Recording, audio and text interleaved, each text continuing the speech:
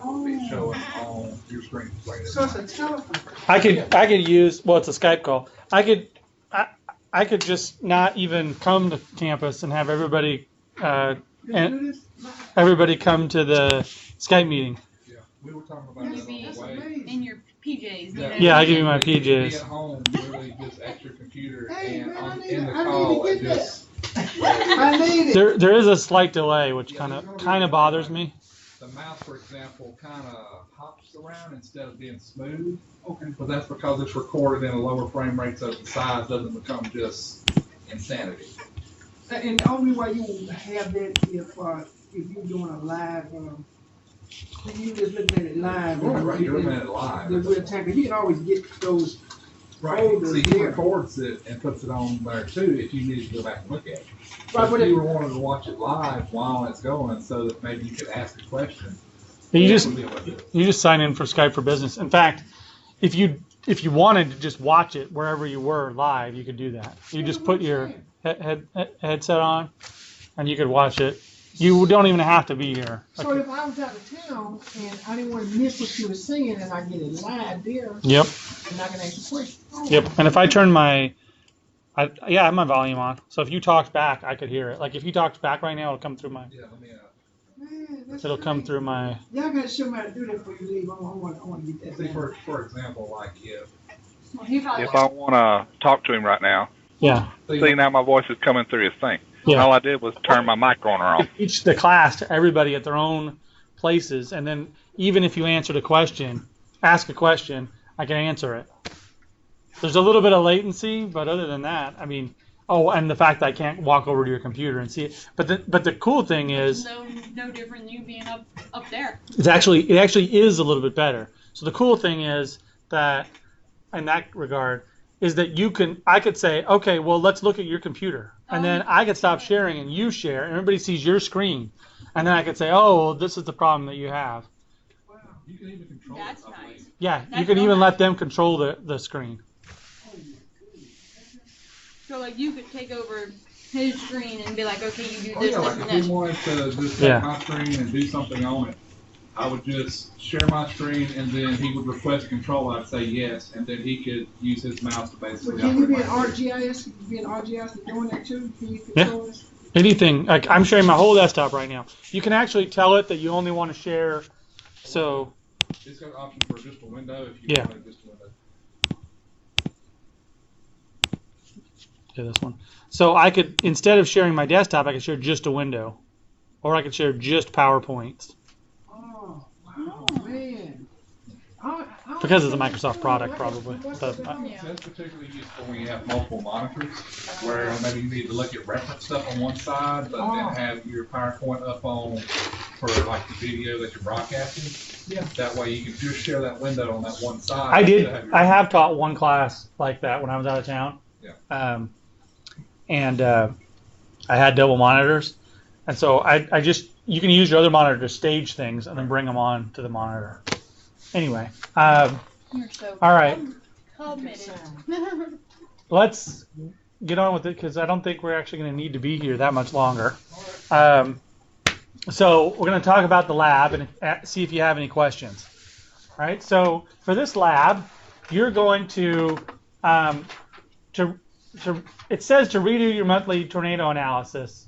So I actually pictured that you still have the data. If you don't have the data, I'll give you a hint. If you go to next week's lecture, next week's lab, next week's lab right here, and you download this button right, that's the lecture. If you go to next week's lab, I didn't publish it yet, but I'm ready to publish it, so I'm gonna publish it.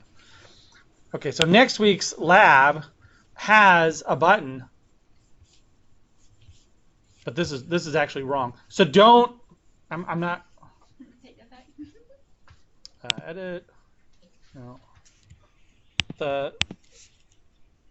The weeks were kind of combined last week. Last time I taught this, and so this lab was basically a double lab.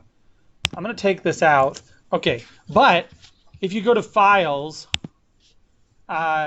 and you go to week7.zip, which is right here, that has the tornado 1, tornado 2, tornado 3. I did it. I did it and I saved it there from when I did it. So this is a GDB that you can download that already did the analysis. So maybe I should change that so it says redo or reuse. Let's do that. So that's point pattern analysis. Oh, I can publish this now. Okay, point pattern analysis. Okay. And that's so good. Also, just in case we did do it wrong for the first lab, you know, you have yours that's right. Yeah, redo or reuse. And I'll say link provided here. Put that in parentheses. Alright. So now you'll have it for files. Where'd it go? Do you see week 7 GDB? There it is. Okay. So week 7 is actually not this week. It's next week. This I'm calling this meeting 6. Mm-hmm. But anyway, that contains a GDB that has all the tornado data in it. Okay. It has some other stuff in there. You can just ignore it, but it has the tornadoes 1, tornadoes 2, tornadoes 3 all joined. So if your model works and you still have it, this should make things more simple. This time, let's see, this time run it on the points included with this exercise, which is right here. Okay, so perform the following tasks for each month. Oh, this also contains some the hexagon, so you have to recreate the hexagons. That's what this is referring to. This time run it on the points included with this exercise, so that has the hexagons in it. Okay. So it does have it in there? It does have the hexagons too. That's what that's referring to. Oh, we need to remake So that? in other words, you don't need to remake the hexagons. Yeah. They're there. The hexagons that are in there are the same ones that I created. So if your hexagons are slightly different, it wouldn't be a problem. Okay, so what you're going to do is, so the tornadoes are there for January, February, March, April, May. In fact, let me just pull this up to show you what's in there. Open. ArcGIS Pro. I'm gonna make a new map. Copy. See. Put this in C tab. It's already there. And then I'm gonna make a map. New. Insert the map. All right. Catalog.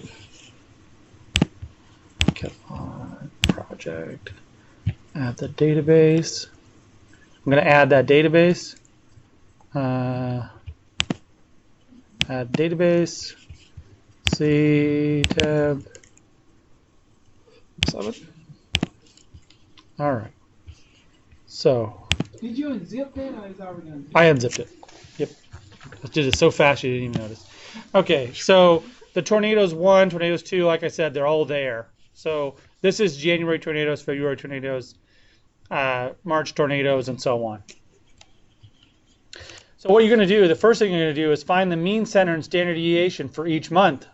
So the mean of January tornadoes, the mean of February tornadoes, the mean of March tornadoes, and so on. So just like the population changed, you're going to see how the tornado center and the standard deviation ellipse changes for each month.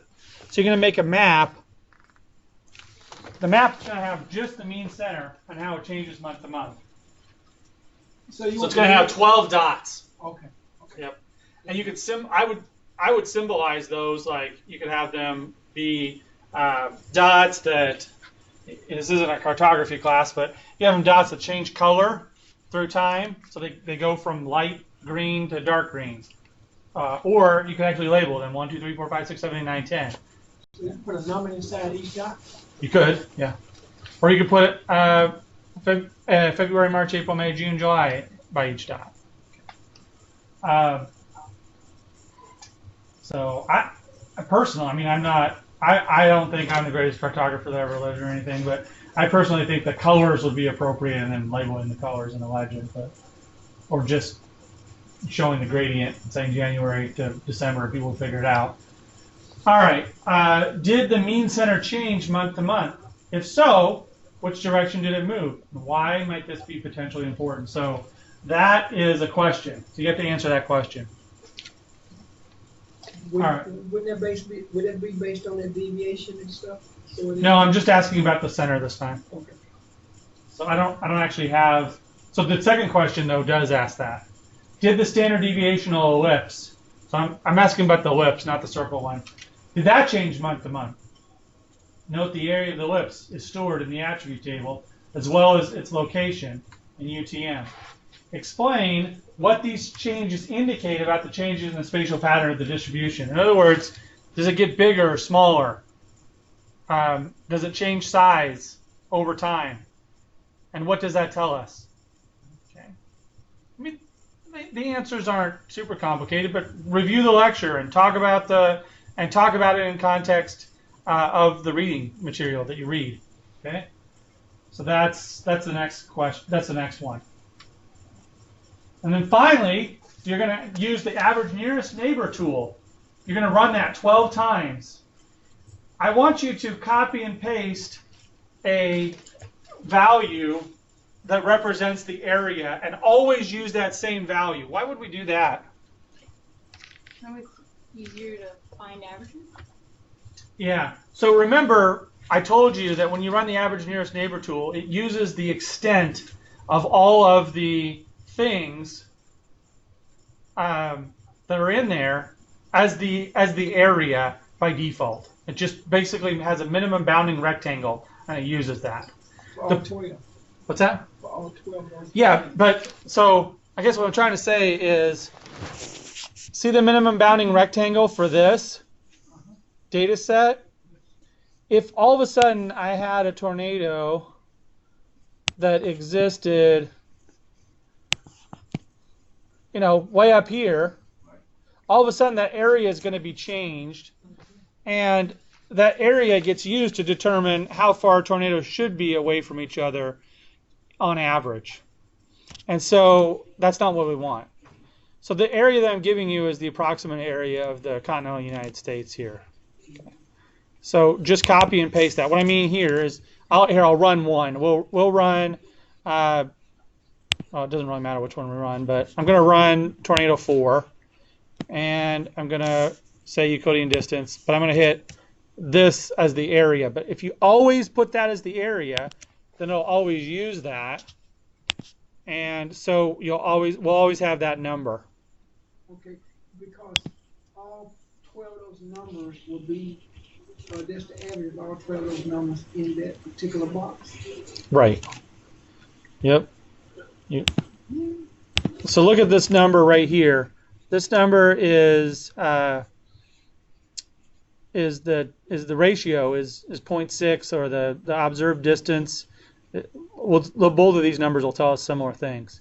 Now, you're not going to get huge differences in your, so we still pull those up. Well, actually, that is a pretty huge difference. So I did something wrong. Input. Can we do an iteration on those 12? Yes, you could do that, and just remember to keep the area constant. So here is the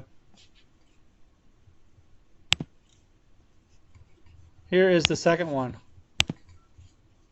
It's still significantly clustered. You're actually not going to get. They're all going to be significantly clustered. The values are going to change slightly. See what I'm saying? So the answer to this question: did the average nearest neighbor value change month to month? So you could say, well, you could explain the changes. I've already told you that there's slight changes. So you can explain that. But what do the changes indicate about the change in spatial pattern distributions? Remember, our mean center from 2010 to 2016 didn't change much, but still told us something. And so that's what I'm looking for there is interpretation of the changes that you get along with the values reported. See, it says report those values. So you're not making a map for this one. You're basically only making one map. And you're not making a map for that one either. So for question 2 and 3, you're not making a map. You're just interpreting the results. You're only making a map for number 1. Does that make sense? All right. So we have both of them here. Yeah. So that chart you pull up right there now for the statistical values, is that something you keep clicking on? You clicking on the screen to hit that? I click in. Oh, sorry. When I run it, I click on this right here. This report file is a hyperlink, but it's actually stored on disk at that location. See how that's? Is this gonna be in your thing that you give us? That's in the video. Or the video link? So I'm going to look on the link and type it in. No. Whenever you run it. Neighbor, Yeah. See when I run. that actual function, it'll create that file for See when I run this again. and then you can click on it. I hit view details, Oh, okay. and then it creates So when it. you do the task, It pulls it'll up in the generate that internet data, browser, store it on right? your local machine, and then you can click on it to pull it up. Yeah. Okay. So one thing that I probably didn't mention that I should mention is that a lot of these are dependent on the number of points. So if we have more points, the expected mean distance is going to go down, and if we have less points, it's going to go up. And also the mean distance is also dependent on the number of points per year. And so these aren't the best numbers to look at to do the comparison. And I should mention this. Originally I said some of this material was spread across the weeks differently. So the z-score here is important. And the z-score is the one that's standardized. The z-score tells you how many standard deviations it is away from what the middle value should be if it was truly random. Okay? So, and it's standardized. So that's the number to compare. So if we have this number versus this number, you see how those are very similar? So they're all going to be clustered, but these two are clustered similarly, whereas in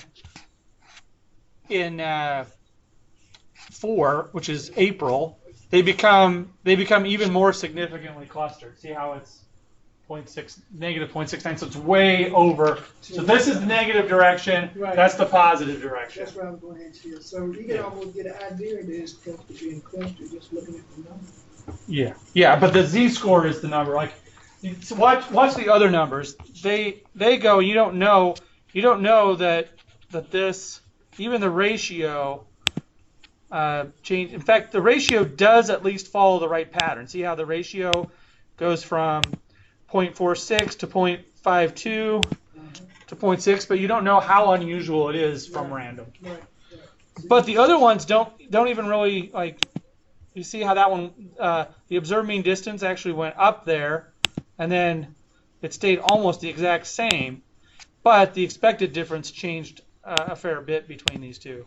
So just looking at the numerator or the denominator doesn't help as much as looking at the ratio, so the ratio is at least on the right scale, and then the z-score is what's important. You could also look at the p-value, but in all the cases, the p-value will be, the p-value is the area under the curve at that point. So in other words, the p-value here is talking about the area under the curve right there. And so that's why it's so tiny that it doesn't even report it. It's the area under the curve.